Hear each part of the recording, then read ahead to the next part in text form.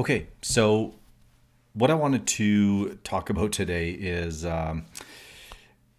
it's a few things. Number one, I had a call from a good friend of mine who asked me to have a conversation with his friend who's looking at doing a development, and it was kind of interesting because the call itself reminded me of a show that I'm watching right now with my wife, Billions. And if you've never seen the show, it's really around a district attorney or lawyer who's kind of on a mission to take down Wall Street, and in particular, I think his name is Bobby Axelrod, which is this billionaire who essentially has made most of his money through insider trading. Okay, and so what's interesting is obviously on Wall Street, it's you go to jail for insider trading, but when it comes to commercial real estate, it's actually expected that you would have some sort of intel or insider information prior to making an investment. And that might sound like news. I think it is, frankly, for many people. Like anybody that's in the know into commercial real estate is probably not even listening to this because this is information that they would already like, yeah, that's the game. But if you're new or you're kind of transitioning from, say, residential into commercial or doing your first development, then I think that this might be relevant and somewhat insightful. Okay. And so I'll just give you a couple of things that I see when I'm working on a new project or I'm dealing with someone that's kind of new to the world of commercial real estate. And information that I'm looking for might be like, when is a tenant moving? Why are they moving? What are the rezoning bylaws, right? This is when you're talking to counselors. And I'll just preface this by like the insider information I'm talking about is not illegal, right? This isn't paying people off or bribing. I'm not talking about that kind of stuff. I'm basically talking about like getting really deep and understanding and essentially having information before other people do. But you're doing it through legal means. Okay, so hopefully that that maybe I don't know if that needs to be said, but if you watch the show Billions, then I don't want to draw like a complete parallel. But hopefully you're kind of seeing that having this kind of intel and insights is extremely important.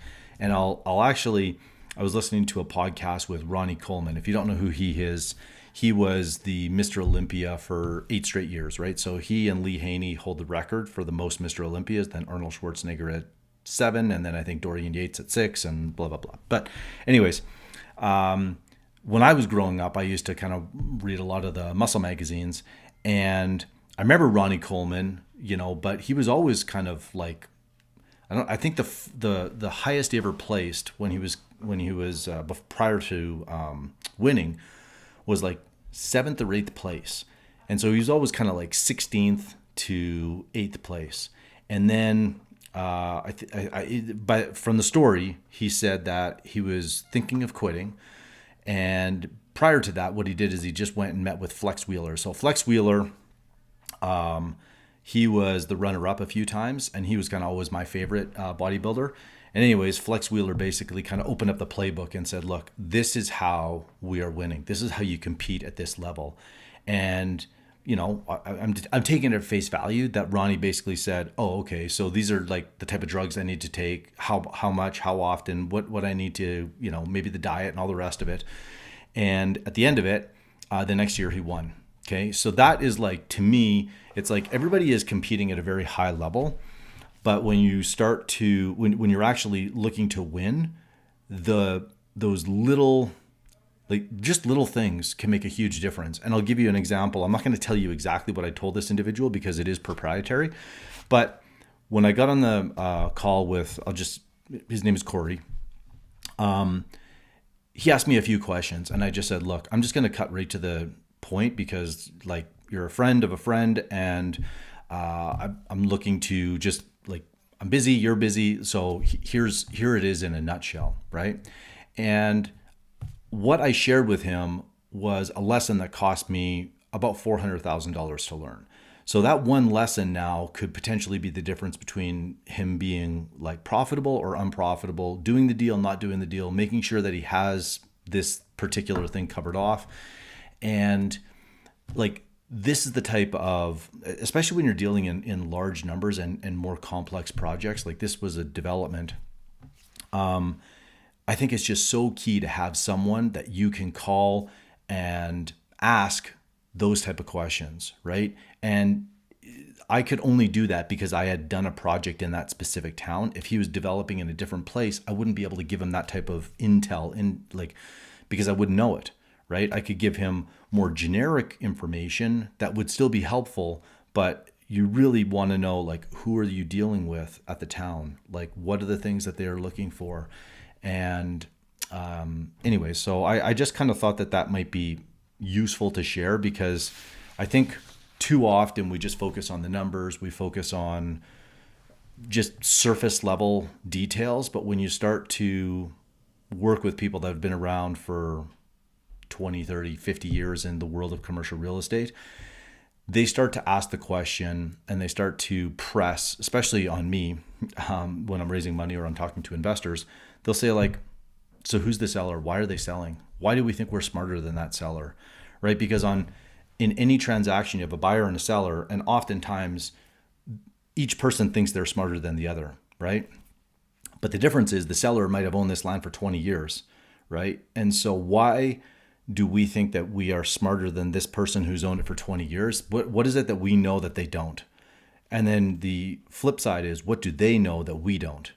And I can just tell you that oftentimes, especially if you're buying from a sophisticated developer, investor, landowner that has had land for quite some time, and you don't have any kind of prior work experience with them, so you don't really know how they operate, it would make sense to go in as skeptical and paranoid as possible, I would say.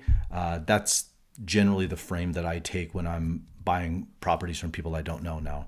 And it's just because there's just so many unknowns and hidden things. And so how do I overcome that? I overcome it by research and then finding the right people. And those are just through relationships. And both are going to cost me money and time and energy. And what I would say is it's worth it. And that's why, like, maybe this, like, now that I'm just talking it through with you, the piece of advice that I gave him was, I said, look, if you're trying to do just one project in this one town, I don't know if I would do that. But if you're planning to be over there for the next 10, 15, 20 years, then I think it makes sense. Because I said, as much as I can tell you on this call, and even if I was to help you on a go forward basis, you're still going to learn so many lessons on this first project that it's likely not going to turn out as profitable as you think. But what you could do is, like, after you get deal one done, you're going to know so much more. And I can just tell you that I think that the long-term horizon for this particular location is really good. So just go into it with like a 20-year horizon, and I think it would make sense. But if you go into it just thinking it's going to be in and out and make some money, I think you'll be disappointed and frustrated by the end of it. So kind of a little bit of a rambling, but hopefully that you're able to take one kind of thing away from it and just realize that if you are buying a property from someone or looking to develop, try to get intel, try to get that insight from someone. And frankly, it's not easy, and there is no cookie cutter way to do this, because if there was, then everyone would do it and it would no longer be a competitive advantage. So I look at it with the perspective of, because it's hard, that's good, because most people are not going to do the work that's required. Okay. So the last thing I want to mention, and this is something that I've been kind of like rolling around in my head for a little bit, and that is kind of opening up probably one time a month where for 30 minutes, I'll just have Zoom calls that are recorded. I'm going to share them on my podcast. And so as long as you're comfortable asking the question, I'm going to have to be very choosy in terms of who I accept to do this with. But essentially it'll be like, I don't know if I want to call it coaching or mentoring, or basically it's just like, look, you get to ask me questions. I'm going to ask you questions about a project or a property that you're working on right now, because I'll generally get people asking me constantly throughout the week, hey Shane, can I pick your brain? Can I do this? Can I do that? I don't coach anymore. I don't charge. I'm just too focused on my developments and our construction company to do that. However, I really do like to help. And I think that oftentimes these conversations could be one-to-many versus one-to-one, because one-to-one, they go away and the value is gone. And I just don't view that as a very good use of my time. I'd much rather record it, share it with you, and then you can listen in and say, oh, those are the type of questions that Shane asks when he's looking at a property. And it's not to say that these are the best questions or the only questions, but it's just a different way to think about it.